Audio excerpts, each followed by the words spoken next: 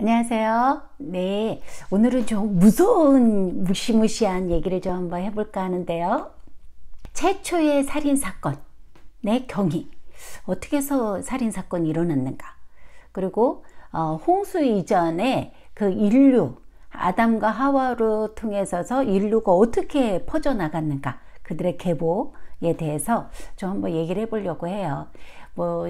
족보, 계보 이런 얘기 나오면 머리 아파, 재미없어, 그리고 남의 족보가 왜 필요해, 우리 족보도 모르는데, 이렇게 생각하실지도 모르겠는데요. 우리 인류의 조상의 족보니까요. 그런데 아주 흥미진진한 내용들이 있습니다. 한번 풀어볼게요. 자, 이제 지난번에 영상에서 이제 결국 그 에덴이라고 하는 이든, 영어로는 이든인데 이제 이 뜻은 조이라고 하는 기쁨, 이런 뜻의 그 동사 낙원이잖아요. 거기서 하나님과 함께 진짜 알콩달콩 친밀한 관계 속에서 안식의 상태에서 너무나 즐겁고 피조 세계와 함께 어우러지는 조화 속에서 이렇게 살던 아담과 하와가 어떻게 됐어요? 하나님하고의 관계, 언약을 깨뜨림으로 말미암아서 그 조화의 관계, 그리고 어떤 그 안식의 상태를 다 깨트려 버렸다 그랬잖아요. 그리고는 어떻게 돼요? 아담이 하와가 그 에덴 동산에서부터 쫓겨나요. 쫓겨나서 그 하나님과의 영적인 그 단절, 그 하나님으로부터 소외됨, 사실 이것이 영적인 죽음이 사실 육적인 죽음보다도 어떻게 보면 더 무서운 거거든요. 그 아담과 하와가 그 에덴 동산에서 이제 쫓겨나요. 쫓겨나서 하나님과 인간으로부터 수직적인 그 관계가 깨어져요. 그리고 이제부터 나오는 내용에서부터는 어떻게 되느냐? 인간과 인간 사이의 수평적인 관계가 깨어지는 그러한 일들이 이제 들어오는 그러한 장이 이제 되겠습니다. 자, 이제 창세기 4장의 이제 1절부터 이렇게 쭉 말씀을 보면요. 아담이 그의 아내 하와와 동침하매. 자, 여기서 이제 이름이 하와로부터 이제 시작을 하죠. 하와라는 이름을 써요. 그거는 왜 그러느냐면 우리가 지난번에 이야기했었던 것이 여자의 후손, 출생이라는 것을 이야기가 이제 전개돼야 되기 때문에 하와라는 그 생명이 연결되어진다라는 이제 그런 내용으로 담고 있는 거예요. 하와가 임신하여 가인을 낳고 첫 번째 아들의 이름이 나와요. 가인. 내가 여호와로 말미암아 등남하였다 하니라. 이 하와의 이 감격적인 이 등남할 때 내가 아들을 낳았다 이렇게 선언하는 것은요, 심판 중에서도 하나님께서는 자비를 베풀어 주신다라고 하는 성품에 대한 반영인 것이에요. 계속해서 2절에 보면요, 그가 또 가인의 아우 아벨을 낳았는데, 아벨, 두 번째 아들이 아벨이라는 거예요. 근데 여기서 이제 계속해서 나오는 이야기 중에 아벨은 양을 치는 자였고 가인은 농사하는 자였더라, 이렇게 얘기하면서 이들의 직업을 소개하고 있는 거예요. 가인은 농사하였다, 즉 농업을 하였다라는 거고요. 아벨은 양을 치는 목축업을 하였다, 이런 얘기가 나오는 거예요. 가인과 아벨이 태어났는데 그 직업을 얘기하고 있다?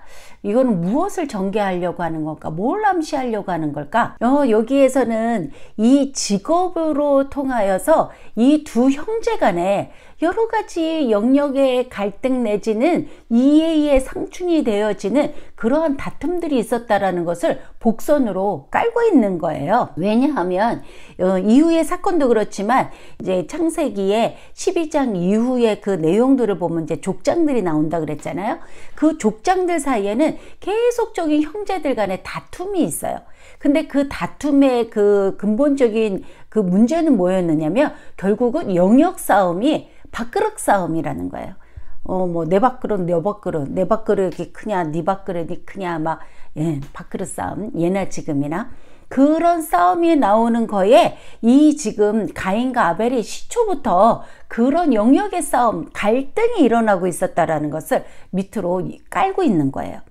그래서 아브라함과 롯이라든지, 그리고 에서와 야곱이라든지, 레아와 어떤 라헬이라든지, 그리고 나중엔 요셉과 형제들, 계속적으로 이 창세기의 내용 이제 후반부로 가면 갈수록 그런 이제 형제들 사이에 갈등이 심하게 고조되어지는 그런 내용들이 나오고 있습니다. 3절에 보면요. 세월이 지난 후에 이런 얘기가 나와요. 이때 그 고대 시대 때는 부모 밑에서 부모와 함께 같이 제사 예배를 지내다가 자녀가 어느 정도 성년이 되면 부모를 떠나서 각자 자기네 자신들이 독립적으로 예배를 드릴 수 있었던 때예요. 그때를 이야기하는 것 같아요. 그때에 가인은 어떻게 예배를 드렸냐면, 가인은 땅의 소산으로 제물을 삼아 여호와께 드렸고, 4절에 보면 아벨은 자기도 양의 첫 새끼와 그 기름으로 드렸더니, 뭐 각자의 자기의 직업에서 나오는 그런 뭐 소산물로 뭐 그 제물을 삼아서 예배를 드렸다, 뭐 이런 얘기가 나오는 거예요. 뭐 여기까지는 별 문제가 없는 것 같아요. 근데 계속해서 여호와께서 아벨과 그의 제물은 받으셨으나, 5절, 가인과 그의 제물은 받지 아니하신지라. 오, 뭔가 이제 이 긴장감이 약간 감돌죠. 누구 거는 받고 누구 거는 안 받은 거예요. 이제 우리들 머리에 이제 막 상상이 되죠. 그러더니 그 뒤에 뭐라 그래요? 가인이 몹시 분하여 안색이 변하니. 빡친 거죠. 아니 뭐요, 내 거 안 받고 저거 받아? 뭐 막 이런 거죠. 근데 이제 계속 이야기 말씀 나오는데 한번 6절 7절 이제 건너뛰어서 한번, 이건 나중에 설명하고요. 8절로 한번 넘어가 볼까요? 8절에 보면 가인이 그의 아우 아벨에게 말하고, 여기서 이 아벨에게 말하고라는 이 얘기는 여기서는 이제 해석이 조금 이렇게 좀 부족한 부분들이 있는데, 고대 역본에 의하면요, 이 아벨한테 가서 말하고라는 뜻은 야, 우리가 이제 둘로 나가자, 뭐 야, 뭐 밖으로 나와, 뭐 좀 이런 내용이에요. 밖으로 나와, 이제 이렇게 얘기를 했다라는 것은 뭐예요? 그 마음속에 벌써 무언가를 작정을 하고 계획을 했다라는 그런 내용이에요. 그리고는 어떻게 해요? 그들이 들에 있을 때, 야 밖으로 나와 해갖고 들에 있을 때에 어떻게 했어요? 가인이 그의 아우 아벨을 쳐 죽이니라. 네. 이게 이제 결국 아우를 살해하는 첫 번째 살인사건의 경위가 여기에선 이런 내용인 거예요. 실수로 죽인 것이 아니라 어쩌다가 어메 딱 때렸는데 어메 죽었네, 이게 아니고 계획을 가지고 의도된 어떤 그 살인을 가지고 죽였다라는 거예요. 자, 그렇다면 여기까지만 아마 우리가 생각을 좀 한번 해보자는 거예요. 여러분 생각은 어떠세요? 이 살인사건이 여러분들에는 그게 이해가 되세요? 여기에서 뭐 누구의 만약에 잘못을 따진다 그러면 가인에게만 잘못을 따질 수 있을까요? 왜 하나님께서는 가인과 아벨의 제사를 놓고 왜 한 사람은 받고 한 사람은 안 받아? 그런 거 기분 나쁜 거 당연하지. 이런 생각은 안 드세요? 이제 성경 공부하다 보면 이러한 질문도 많이 또 받는 대목이긴 해요. 자, 하나님께서 왜 가인의 제사는 안 받고 아벨의 제사를 받았을까? 어떻게 보면 이제 뭐 직업 얘기 나오고 막 이러니까 가인은 농업이고 아벨은 목축업이기 때문에 직업의 차이가 있었을까? 또 우리가 교회를 다니다 보면 또 어디서 이렇게 주워 들은 것은 있어서 그 하나님께서는 어떤 피해 제사를 되게 중요시 여긴다고 하는데, 혹시 그 양을 잡을 때는 어떤 피해 제사가 있고 가인은 그냥 땅의 소산으로 했기 때문에 그 뭐 피해 흘림이 없었기 때문에 그렇지 않았을까? 뭐 이런 생각이 들 수도 있잖아요. 보면 하나님은 직업에는 귀천이 없다고 했는데 그렇게 되면 목축업과 농업을 가지고 비교한 거잖아요. 그러면 이거는 좀 언페어하죠. 아니면 가인보다 아벨이 더 잘생겼을까요? 왜냐면 옛날에 어떤 드라마 제목이 가인과 아벨이라는 드라마가 있었어요. 이거 아시면 이제 드라마 많이 본 거다, 진짜. 그런데 거기에 아벨의 역할이 누구냐면 소지섭이었어요. 소지섭. 이러는 거 아니에요. 이거 나대면 안 돼. 이러면 안 돼. 소지섭 씨 결혼 축하드려요. 미친 거 아니요? 아우, 제가요, 이 영상을 이제 혼자서 이렇게 이제 막 이렇게 찍다 보니까요, 점점 이 정신이 혼미해지면서 막 이상해져요. 머리에 막 꽃 달고 싶고, 빨리 사람 만나. 공부하고 싶다. 네, 그런데 이것을 왜 이들의 그것을 하나님께서 왜 아벨의 제사는 받고 왜 가인의 제사는 안 받았을까? 저 여기에서만 또 보면 또 좀 어렵죠? 네, 신약과 구약을 비교한다 그랬잖아요. 신약의 히브리서에서 해석을 뒷받침해 주고 있어요. 11장 4절에 보면 믿음으로 아벨은 가인보다 더 나은 제사를 하나님께 드림으로 의로운 자라 하시는 증거를 얻었다. 이런 말씀이 나와요. 가인보다 아벨이 믿음으로 제사를 드렸다라는 거예요. 자, 이 말씀은 하나님께서는 우선적으로 보시는 것이 사람이지 재물이 아니라는 거예요. 양으로 해서 뭐 드렸든지 땅의 소산으로 해서 드렸든지 그것을 본 것이 아니라 하나님께서 무엇을 보셨다라는 거예요? 사람에게 더 관심이 있어요. 재물보다 그 제사를 드리는 재물을 가지고 온 사람에게 관심이 있다라는 거예요. 우리의 외모를 보시지 않고 우리의 중심, 마음의 동기를 보신다라는 거죠. 여기서 재물이라고 하는 히브리어는요, 코르반이라고 하는 그런 이제 어원인 건데요. 이 뜻은 뭐냐면 가깝게 하다, 가깝다라는 의미를 가지고 있어서요. 제사를 드리는 자와 예물은 동일한 같은 뜻으로 보았다라는 거예요. 그러니까 제물과 제사를 따로따로 이렇게 본 것이 아니라 그 동일시 보았다라는 거예요. 지금 이 시대로 얘기를 하면 예배를 드리러 나오는 자의 그 모습은 예배를 드릴 때뿐만 아니라 어떻다라는 거예요? 예배를 드리기 전에 그 이전의 삶, 즉 일상의 모든 모습이 그 예물과 동일시 되어야 된다라는 거예요. 그래야 하나님께서 받으신다라는 거예요. 그러니까 믿음으로 드려진 제물이어야 된다는 거죠. 그러면 믿음으로 아벨은 드렸는데 가인은 믿음으로 안 드려졌어? 그렇다면 가인은 믿음이 아니었다. 뭐 이런 것을 전제로 하잖아요. 자, 그것을 풀어주는 게 이 구약에서 아까 우리가 뛰어넘은 6절 7절 말씀이 나오는 거죠. 여호와께서 가인에게 이르시되, 그러니까 이제 그 예배를 받고 나서 이 가인의 이제 모습을 보는 거예요. 내가 분하여 함은 어찌 됨이냐? 안색이 변함은 어찌 됨이냐? 이건 동생이 죽이기 전이에요. 그러니까 하나님께서 지금 아벨의 예배를 받고 가인의 예배를 안 받고 난 그 이후예요. 그런데 지금 가인이 어떻다라는 거예요. 그것을 보고 분해했다는 거예요. 안색이 변했다라는 거예요. 왜요? 평소에 가인은 그 마음의 분노와 그리고 막 그 시기 질투와 특별히 아벨에 대해서 이 마음에 분노가 막 있는 거죠. 쌓이는 거죠. 쟤 이뻐서 하나님 좀 이뻐하는 거요? 나는 지금 저기 하는 거요? 막 항상 불신과 불안과 그리고 막 모든 세계의 중심이 나 중심으로 돌아가야 되는데 혹시라도 동생에게 갈까봐 항상 그렇게 불안에 떨었다는 거죠. 그런 상태였기 때문에 지금 예배를 드리자마자 아벨의 것을 딱 받아주니까 지금 가인이 막 늘 원래 갖고 있었던 그 성품이 드러난 거죠. 그러니까 계속해서 이제 하나님께서 또 이야기를 하셔요. 내가 선을 행하면 어찌 낯을 들지 못하겠느냐? 선을 행하지 아니하면 제가 문에 엎드려 있느니라. 자, 가인의 일상은 그러니까 선을 행하지 아니하는 사람이었다는 거예요.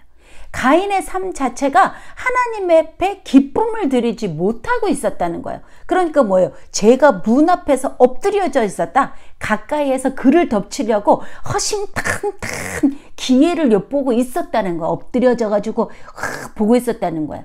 제 마음을 그냥 확 언제든 덮치려고. 그러니까 하나님이 그 마음을 보시고 지금 가인에게 기회를 주는 거예요.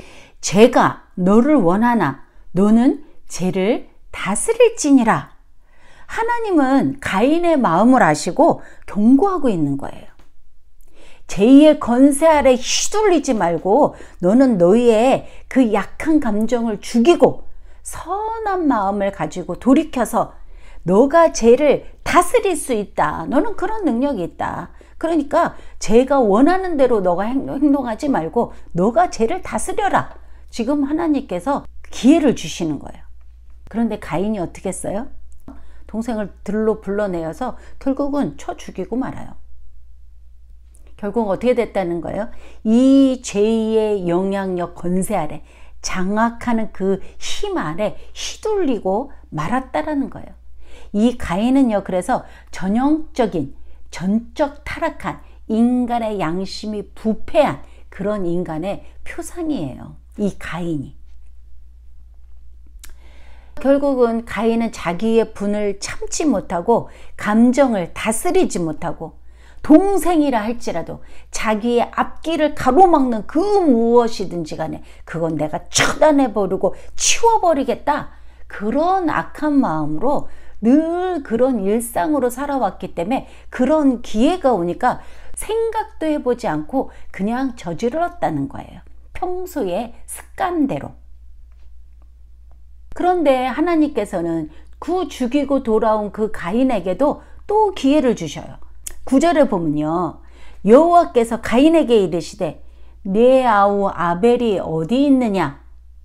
이거는 지금 하나님이 몰라서 묻는 것이 아니고요, 양심에 호소를 해서 소환을 해서 자기 죄를 좀 인정하고 하나님 앞에 용서를 빌기를 바라는 마음에서 물어보는 거예요. 그러면서도 죄에 대한 책임은 추궁하시는 거죠. 물으시는 거죠. 이것은 뭐냐, 형으로서 아우를 보호해야 되는 책임, 강자가 약자를 보호하는, 장자가 차자를 보호하는 그 지금 내용에 대해서 이야기하고 있는 거예요. 그런데 여기에서도 가인이 그 얘기를 듣고 어떻게 반응을 합니까? 그가 이르되 내가 알지 못하나이다. 내가 내 아우를 지키는 자이니까. 이러한 네 가지가 없어요. 그죠? 아주 무책임하고 냉소적인 태도로 하나님 앞에 반항하는 거예요. 형제의 고통, 고난 죽이고 왔는데도 아무런 그 양심의 가책도 없고 동생을 불쌍히 여기는 그런 마음도 없는 거예요. 그런데 하나님이 거기서 야, 네 아우 어디 있어? 그러면 마음에라도 막 이렇게 그냥 해가지고 하나님 앞에 용서를 빌어야 되는데 그런 마음도 없는 거예요. 평소에 가인의 그 삶은 믿음이 아닌 그러한 막 삶이었다라는 것을 여기에 아주 그냥 면목히 드러내는 그러한 대목이에요. 결국은 가인은 하나님과 화목을 누릴 수 없는 상태가 되었다는 거예요. 결국 이런 이유로 인해서 하나님께서는 가인의 그 마음을 아셨기 때문에 그 마음에 가증된 그 예배는 하나님이 받지 않으시는 거예요. 그리고 아벨의 믿음으로 드려진 그 예배는 받으셨다는 겁니다. 그래서 참 예배라는 것은 어떤 그 영적으로 드려지는 그 예배는요, 자신을 드리는 거예요. 자신이 제물, 산제물로 드린다 그러잖아요. 내 자신을 드리는 행위, 내 자신을 드린다라는 그것은 뭐냐면 일상의 삶으로 정말 하나님 앞에 선함으로, 선행으로 드려지는 그것이 예배라는 거예요. 그리고 하나님하고의 관계는 제물로만 맺어지는 것이 아니라 사람이 사람다울 때, 인간다울 때 하나님하고의 관계가 열리게 되는 것입니다.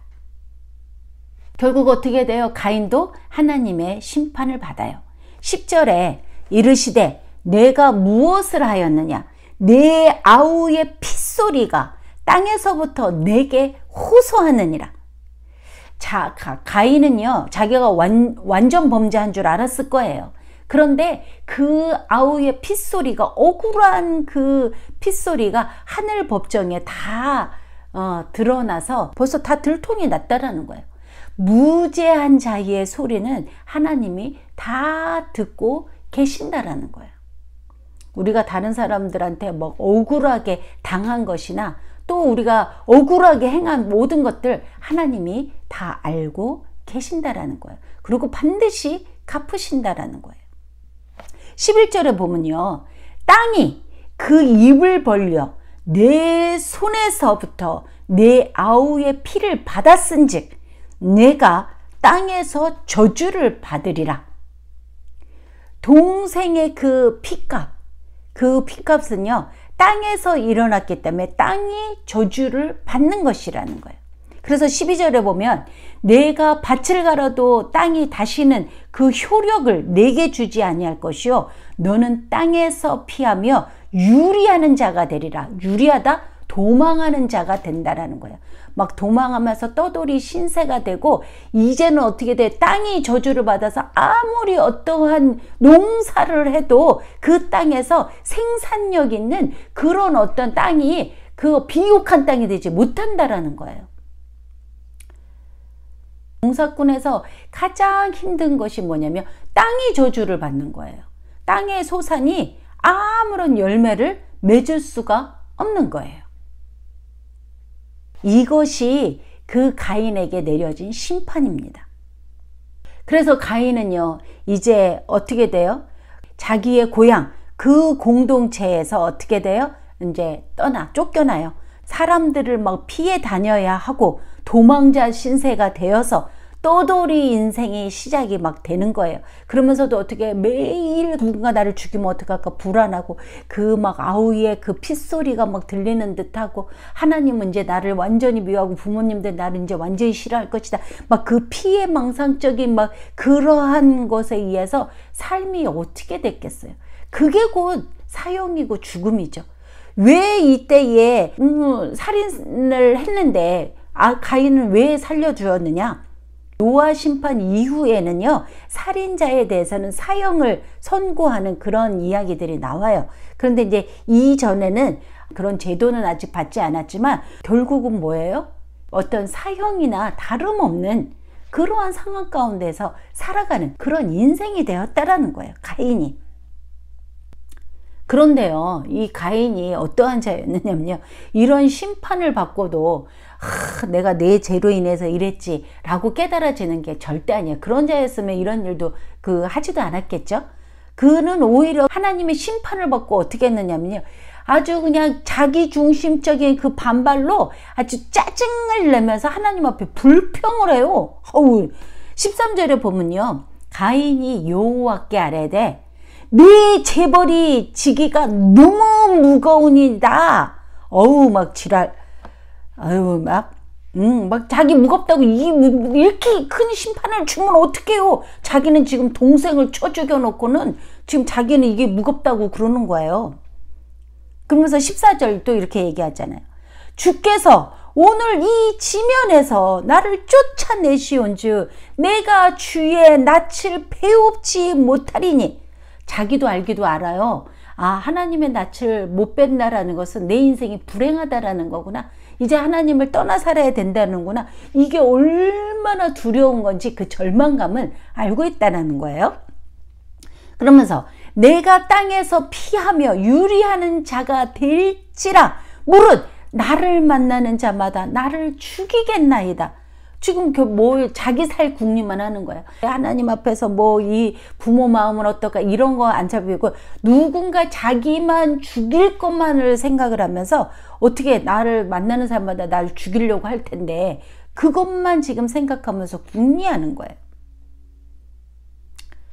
근데 또 여기서도요 또 한 가지 많은 사람들이 이제 질문을 중에 하나가요.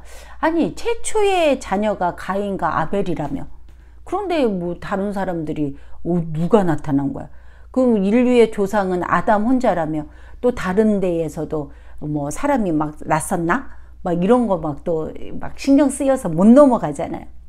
저번에 말씀드렸던 그 시대의 배경 지난번 영상을 좀 참조하시고요. 여기에서도 하나님께서는 가인을 벌 주시면서도 그를 보호하시고 그를 죽이지 못하도록 보복당하지 않도록 표를 주셨다라는 거예요. 이 내용은요 아무리 악한 자라 할지라도 하나님은 생명을 귀히 여기신다라는 그런 하나님의 성품을 또 반영하고 있는 것입니다. 15절에 여호와께서 그에게 이르시되 그렇지 아니하다. 가인을 죽이는 자는 벌을 7배나 받으리라 하시고 가인에게 표를 주사 그를 만나는 모든 사람에게서 죽임을 면하게 하시느니라. 이렇게 말씀하시는 거예요. 가인이 죄를 짓고 지금 도망자 신세가 되었어도 그래도 다른 사람으로부터 보호하시려고 하는 그 하나님의 그 마음, 성품, 자비, 악한 자에게도 베푸신다는. 우리가 어떻게 막 이런 거 볼 때 막 의분이 생기잖아요. 뭐요? 악한 자들은 다 싸잡아 죽여야지. 그때그때 그냥 불을 내려서 죽여야지. 왜 보호를 하고 왜 자비를 베풀어? 그러면요, 우리 인류의 사람이 한 사람도 남을 사람이 없어요. 우리요, 아우 그냥 벌써 옛날에 갔어요. 골로. 여기서도 또 하나 중요한 포인트가 나와요. 제가 성경을 읽을 때 이제 1차적 독자의 마음과 2차적 독자의 그런 눈으로 봐야 된다 그랬잖아요. 자, 그러면 이 시대의 2차적인 독자, 우리와 이제 앞으로 오는 시대가 다 2차적 독자라 그랬잖아요. 이 가인과 아벨의 사건을 어떻게 볼 것인가? 어떤 식의 적용을 할 것인가? 여기에서는요, 이 가인은 장자잖아요. 그리고 먼저 태어난 자잖아요. 그런 의미로 볼 때 우리는 영적인 의미로 아직 믿지 않는 자들보다 장자예요. 먼저 믿은 자들이에요. 그럼 우리에게는 그 믿지 아니하는 자들, 아우들, 그 아벨과 같은 그런 연약한 자들, 우리의 그 돌봄이 필요한 그런 자들이 우리 주변에 많이 산재되어 있다라는 거예요. 그런 연약한 자들을 우리는 돌봐야 하는 의무가, 우리에게 그런 책임이 있다라는 그런 내용으로 보아야 하는 것입니다. 그래서 율법은요, 약자에 대해서 우리가 구제를 할 때에 선택사항이 아니라 의무사항으로 규제하고 있다는 거예요. 중요한 포인트죠. 자, 계속해서 한번 말씀을 볼까요? 그래서 어떻게 했어요? 가인이 이제 그 고향을 떠나게 돼요. 그래서 결국은 농사도 이제 못 지어요. 그 땅의 소산 좋은 것들을 못 내니까요. 유리하는 신세가 됐는데요. 16절에 보면 가인이 여호와 앞을 떠나서, 그러니까 고향 뭐이는 다 떠나는 거예요. 에덴 동쪽에 놋 땅에 거주하니라. 이 놋이라는 그 땅의 이름의 그 이름이 유리하다라는 뜻을 가지고 있어요.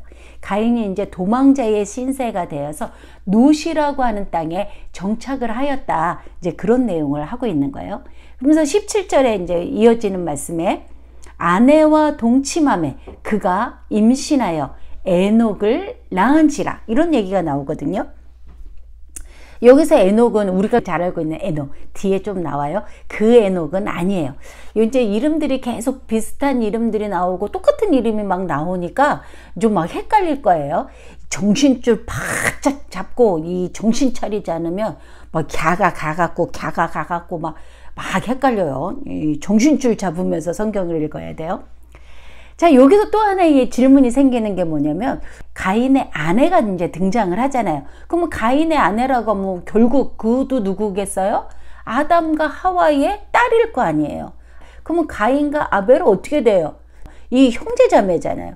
그러면 이 형제자매와 지금 결혼을 한 거잖아요. 그럼 사람들이 여기서부터 막 성경을 또 막 이상하게 보는 거예요.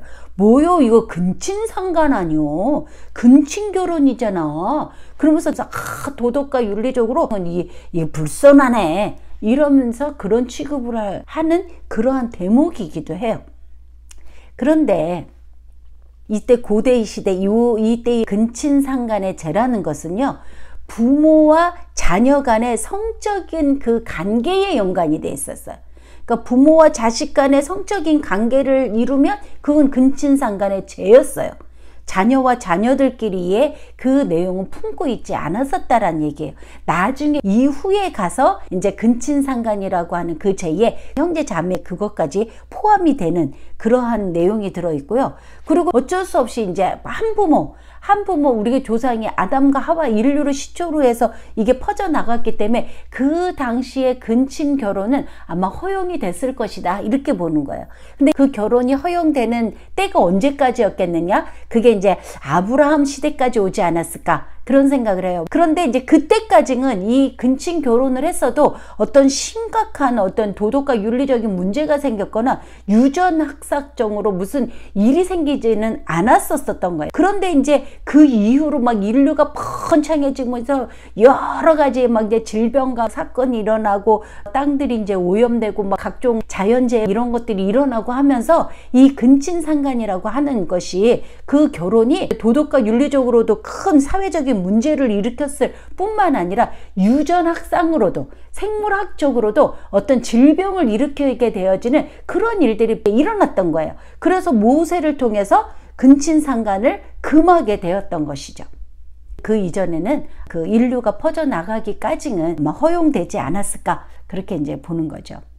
그래서 그 에녹을 낳았고요. 그래서 가인이 성을 쌓고 그의 아들의 이름으로 성을 이름하여 에녹이라 하니라. 자, 가인이 막 도망다니는 신세가 돼서 막 유리하다가 노땅이라는 곳에서 정착을 하게 됐어요. 정착해서 거기서 아들 에녹을 낳았어요.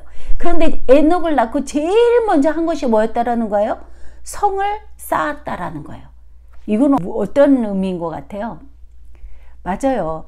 항상 이 가인은 두려움 속에 누가 나를 죽이러 오지 않나? 누가 나를 쫓아오지는 않나? 막 잠을 잘 때도 막 무서워서 벌벌 떨었을 거예요. 그러니까 제일 먼저 정착하고 뭐를 했느냐? 성을 쌓아서 안전하게 안전보장책으로 성을 쌓는 거예요. 하나님에 대한 이 믿음은 1도 없는 거예요. 그냥 스스로 어떻게 하면 내가 나를 보호하는 수밖에 없어. 그래서 막 스스로 안전보장을 채워서 막 성부터 쌓는 거죠. 성. 이런 마음의 절정이 11장에 가면 바벨탑 사건이 나와요. 바벨탑 사건이 이런 인간의 마음에서 나오는 사건인 거죠. 그래서 이제 그 뒤 19절에서 24절까지 가인으로 해서 이어지는 계보가 라멕을 통해서 이 아들 라멕은 문명사회의 문명사를 기록하고 있는 그러한 그 가인의 6대 자손으로 이제 쭉 나가게 되고요. 이 라멕은 두 아내를 취해서 악하고 음란하고 잔인한 삶을 사는데요. 가인보다도 훨씬 더 악해져요. 이건 아주 그 죄인의 유형을 대표하는 것인데요. 이 그냥 라멕이 가인의 죄는 뭐 요만큼이라 그런다 그러면 점점 가면 갈수록 죄는요 눈덩이처럼 불어나는 거예요. 가인에서 이제 라멕으로 그 계보를 이어가는 거예요.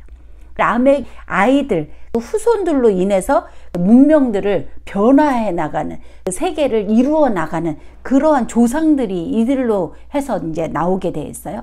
그래서 그의 아들 이제 야발이라고 하는 아들한테는 장막에 살면서 가축을 치는 자의 조상이 되고요. 이제 농사일 안에 가축을 치는 자의 그런 이제 조상이 되고, 유발이라고 하는 자는 수금과 퉁소를 다루는 이제 예술 계통의 그런 자의 이제 조상이 되고, 두발가인이라고 하는 그런 후손을 통해서는 녹과 새를 연마하면서 각종 기구, 특히 연장, 막 무기를 제작하는 막 이런 조상들의 그 이제 우두머리 리더들이 되었다라는 거, 이 후손들로 인하여서.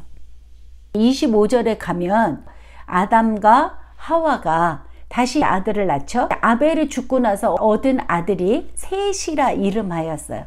그래서 그를 아벨 대신에 다른 씨를 주셨다여 소망의 아들로 삼고요. 셋은 하나님을 아주 올바로 예배하고 하나님과 동행하는 거룩한 계보를 이어가는 그 조상이 되는 것이 셋의 계보예요. 그래서 이 가인과 라멕으로 이어지는 이 계보와 아벨에서 이제 셋으로 이어지는 이 계보가 두 개의 계보가 다른 대조를 이루고 있다라는 거죠. 그러면서 이후부터는 막 900세를 막 거의 넘고요. 성경에서 가장 오래 산 무두셀라라고 하는 자는요 969세까지 살아요. 거의 막 1000년까지 막 사는 거예요.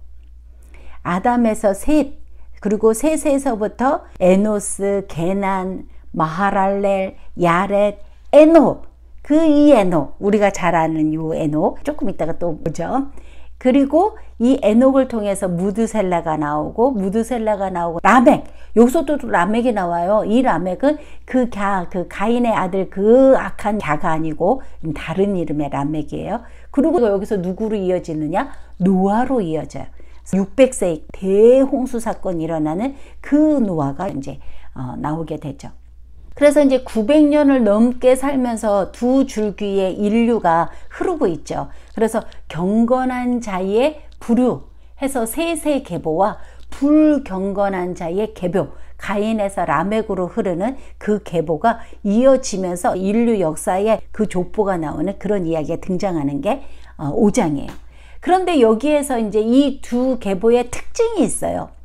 셋의 계보의 이 특징은 하나님의 이름을 부르고 오래 살아요. 경건한 자들이라 그랬잖아요. 장수해요. 그리고 하나님과 동행하는 사람들의 이야기로 가득 차 있는, 그래서 어떻게 보면 셋의 이 자손들은요, 종교적인 실천을 위주로 생활했었던 그런, 즉 하나님 나라의 백성의 삶을 이어나갔었던 계보가 바로 이 셋의 계보예요. 반대로 이제 가인의 계보의 특징에는요, 이 땅의 저주를 받았죠. 그래서 양을 치는 자들로 유목민의 생활을 하긴 하되, 막 무기를 만들어 가지고 막 약탈하는 그런 막 악한, 그래서 자기의 막 그 확장해 나가는, 어떻게 보면 막 세상의 문명, 세상의 나라들을 막 이렇게 이어 나간다라는 것이죠. 이 5장의 이 족보들을 가지고 학자들이 있잖아요.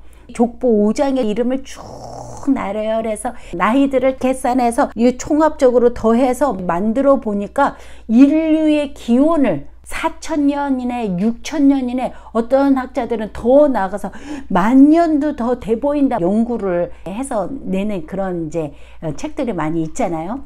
그런데 이 성경은 어떤 인류의 족보를 기록한 책이 아니고, 또 세계의 어떤 역사를 나타내려고 하는 그런 책도 아니고, 이 성경의 역사는요, 예수 그리스도를 통한 구원의 역사, 특히 구속사라고 하죠. 구원의 역사를 기록한 책이기 때문에요, 아담의 후손으로부터 이제 예수님이 오기까지 큰 굵직한 구속사로 이어지는 그 계보만을 이야기하고 있기 때문에, 여기 성경에다가 다 그들의 계보를 적을 필요도 없고 적지도 않은 거예요. 그러니까 여기에는 이 아담과 하와의 그 후손들의 이름이 다 들어있지 않는 거예요. 지금 스메르 문명에서 나오는 함무라비 법전이라고 하는 거 있죠. 그 책에 나오는 그 수메르 때의 왕들의 그 이름과 막 족보를 막 맞춰보면서, 이 성경은 잘못됐다, 막 이렇게 얘기를 한단 말이죠. 그렇게 보면 안 된다라는 것이에요. 여기에서는 아담의 계보에서 누구로 이어지는 거예요? 아브라함의 계보로 이어져. 그래서 아브라함에서 누구 나와요? 예수가 나오는. 그래서 이제 예수님이 탄생하시는 이제 복음서, 마태복음에서 가면은요, 예수님의 족보를 어떻게 하고 있느냐?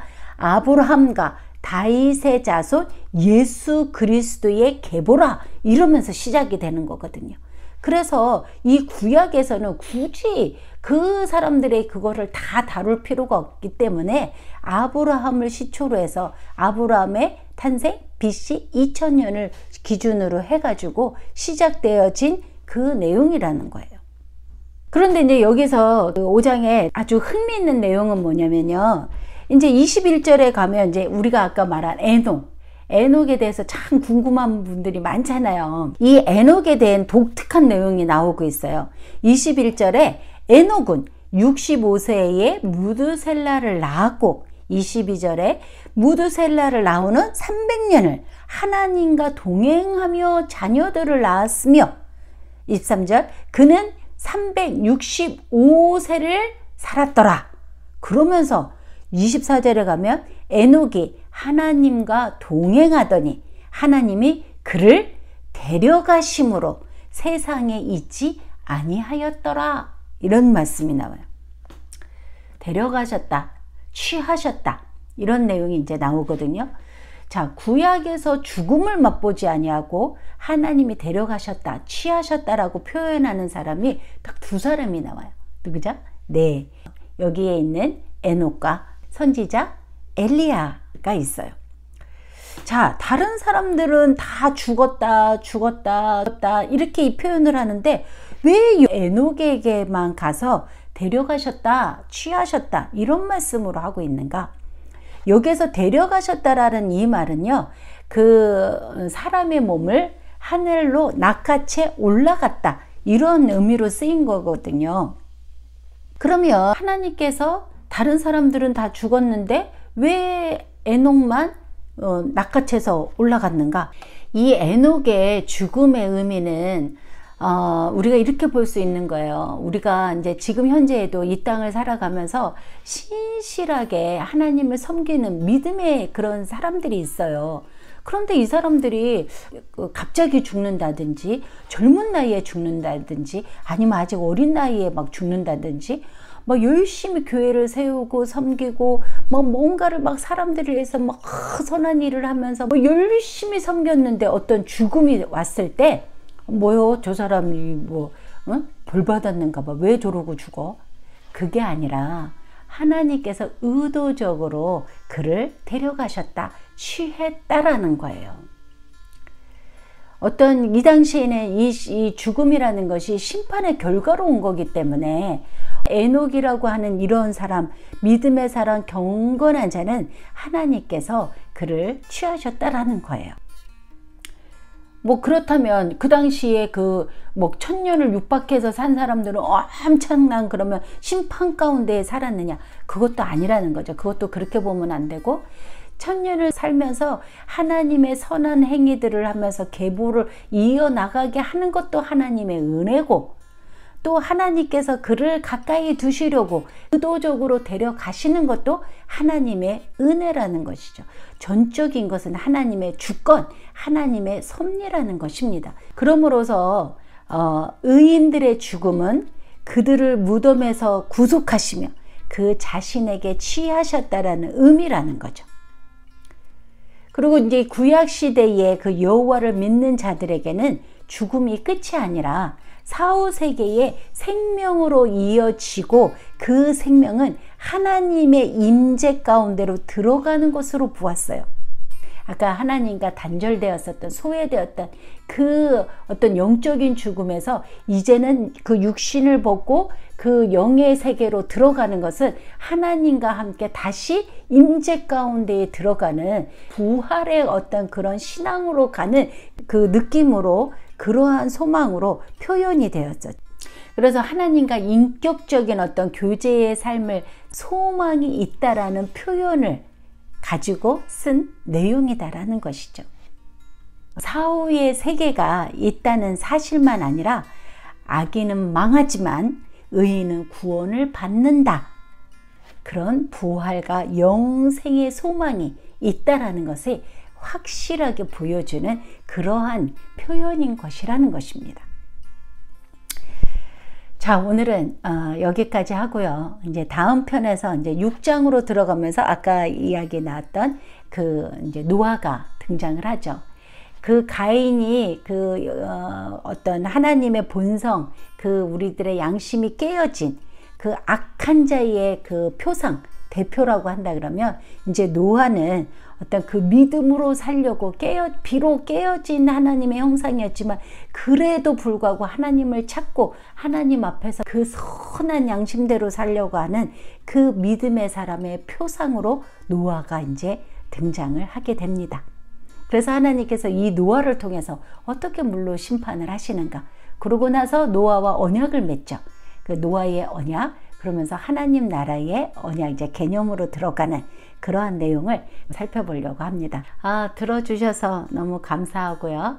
선한 것을 행하는 그런 일상이 되시기를 바랍니다. 감사합니다.